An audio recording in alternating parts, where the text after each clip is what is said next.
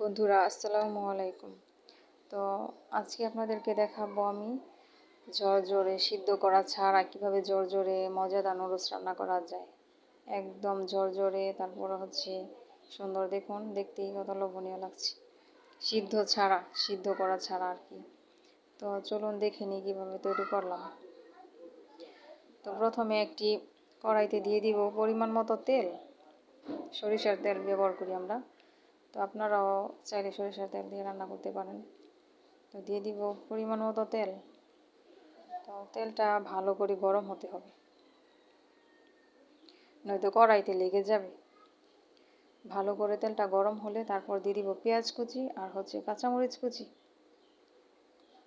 তো দেখুন দিয়ে, আর পেঁয়াজটা ভালো করে আর কি বাদামি কালার করে ভাজতে হবে, তাহলে আর কি স্বাদটা পাওয়া যাবে ভালো।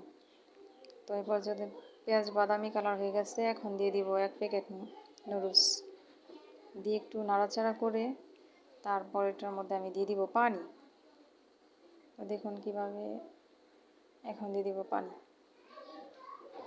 তো পানি দিয়ে কতক্ষণ নাড়াচাড়া করে একটু সিদ্ধ হওয়া পর্যন্ত অপেক্ষা করতে হবে। তো যখন দেখবেন সিদ্ধ হয়ে পানি কমে গেছে, তখন একটা ডিম দিয়ে দিবেন। একটা ডিম দিয়ে ভালো করে নেড়ে এখন দিয়ে দিব মশলা আর কি, নুডলসের সাথে যে মশলাটা থাকে ওই মশলাটা দিয়ে ভালো করে নাড়বেন।